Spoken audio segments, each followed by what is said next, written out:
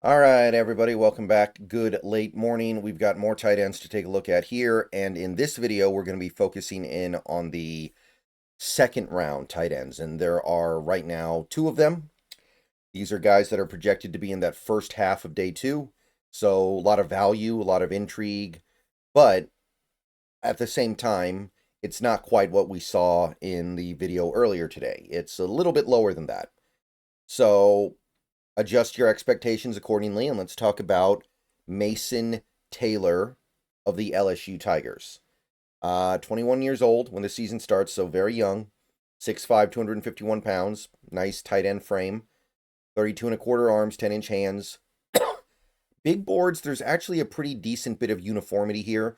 Most of the big boards have him in the middle of the second, and two have him kind of early in the third. The aggregate has him as a late-ish second round pick, 56th overall. Seems about reasonable to me. He's had decent production the last 2 years. Nothing over the top. Last year had about 550 yards. Only 3 touchdowns combined over the last 2 years, which is interesting. Not great PFF grades either.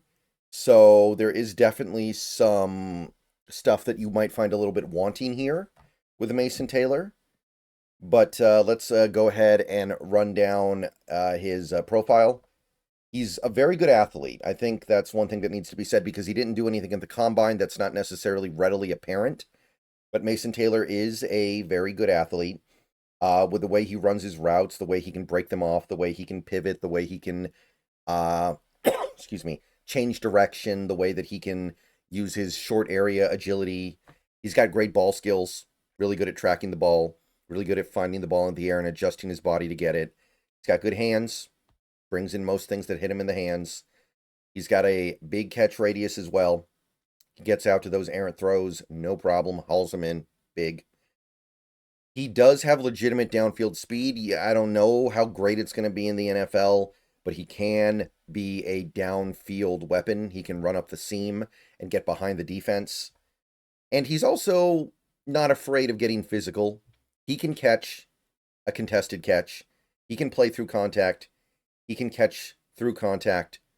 You get physical with him, he's going to try to find a way to win the rep. Not always going to do it, of course, but the effort's there. And he's a good blocker in the open field. You put him in the open field, acting as like a lead blocker, almost like a fullback. He's pretty good at hitting the moving target and getting enough of a hole going for the back. So definite strengths here, clear strengths. But with a second round player, there are always going to be some weaknesses. I do think there's a little bit of nuance with running routes that he's missing. I think that there is some stuff that needs to get a little bit better with his routes. Just the little finer points of like how to not give away what route you're running too early, the ability to sell one route and then run a different one. When it comes to blocking at the line of scrimmage, I think he leaves a lot to be desired. He will get into his block and then get shed, which in some circumstances isn't a problem, but in some circumstances it is. And I think that when he tries to be an inline blocker, you just notice the issues much more. I don't know if he's going to be much of an inline player at the NFL level right now. He might be mostly a slot guy that is put in line kind of as a break glass in case of emergency option. And even though he has pretty good speed and is a pretty good athlete, his inability to sell routes leads to not getting open, which leads to a lot of contested catches. And he's pretty good at the contested catches. You'd always rather get open, though, I think, if you can. You'd rather it not be a contested catch. So I would say that that's something he probably needs to work on. Get separation. Use his athletic ability to open up more of a gap between him and the defender. So there's certainly work to be done here. I think everything that isn't great about him right now, though, is fixable. And even if he just is what he is right now and will never get better, he's still a good athlete that can be a playmaker. He's still a good receiver. He's still capable of blocking well in some aspects. And you're still getting a pretty decent player. It's just a matter of can he get better in some of these areas where I clearly think good coaching and motivation on his part will do it. So I'd go middle second round. I'm a little bit higher on him than some of these big board. Like the aggregate has him as a late-ish second. I'd go mid second. I like Mason Taylor. I've he's grown on me a little bit lately. All right, our second round tight end right now is Elijah Arroyo. Arroyo of the Miami Hurricanes. 22. This is a guy who was kind of a late riser. I think this guy was a fourth round pick on the aggregate for a while. And then recently he's just kind of shot up, and now he's in the top 70 on every major big board, including in the second round on the aggregate. He's got good size. He's got long arms, 33-inch arms, no joke. Bench press was the only combine thing he did, and he did fine. But we didn't learn a lot about him as an athlete, and there might be a reason for that. He only has one season of real big production. It was a good year in that he was very efficient. He had almost 600 yards on 47 targets, which is very good. But we don't have a lot to go on here, unfortunately. There isn't a lot of data, and it's because of injuries. Now, let's start with the positives, regardless. He's got good hands. He doesn't drop the ball very much. He's got very good hands. He's not afraid of contact, not afraid of playing physical, not afraid of playing through a physical defender, making a contested catch, not afraid of running into the middle of the defense. He's really good at reading his own defense and finding the holes in it and sitting down in the hole and getting the ball. Very important skill. He's very good at reading it. And he is a pretty good blocker, and maybe more importantly than that, he's a willing blocker. Miami's coach, what's his name, Cristobal? Definitely somebody who really prioritizes blocking with his tight ends, and Arroyo stepped up to that challenge. And just generally speaking, he's like a high effort guy. He's somebody who gives it his all and gets everything he can out of what he has to work with. We just don't have a lot to go on here because I feel like this guy, really, other than 2024, he's got barely anything on the record, guys. It is so little data to work with.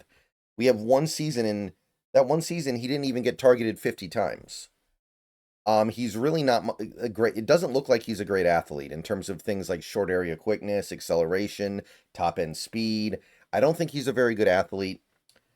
Also don't think he's a great route runner. I think his routes are a little bit on the rougher side.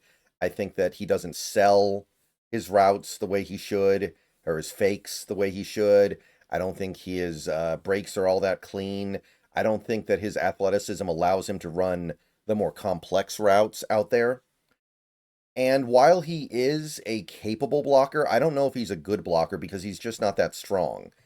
Bench pressing was good, but I take that with a grain of salt personally. And he's not a yak guy. He's a guy who catches the ball where he is, and I don't think you're going to be able to expect much more out of him after that. So I couldn't really warm up to this one personally. I I don't see the production. I see 1 year of decent production, decent emphasis on that. I see not a lot to work with physically. One of the best things I can say about him would be he's tough, and he does look like a tight end. He's got a tight end size, but his athleticism isn't really there. He feels like one of those the spirit is willing but the flesh is weak kinds of guys, where he wants to be great, but he just doesn't have the gifts. He doesn't have the raw talent, the ability to be as great as his spirit wants him to be. That's kind of the takeaway I have with Elijah Arroyo right now. So I'm not feeling it till we get to day 3. This is one of the guys that I think has kind of moved up the big boards, and he shouldn't have. I mean, he's in the second round in every big board except for CBS that has him in the early third. Walter Football has him in the first. I think Walter Football, no, they don't have him over Loveland, but they have him very high. And I don't know, I can't really get behind this one. This one I'm not feeling. So you get to day 3, you get to that 4th round, I'm interested. Hard for me to get that interested before then, though. I'm I'm just not seeing it here. I see a guy who has the ability to be in the NFL and maybe even be a starter. I don't see his ability to be an upper level starter right now. I think he's a chain mover for the most part at the NFL level. That's about it. All right.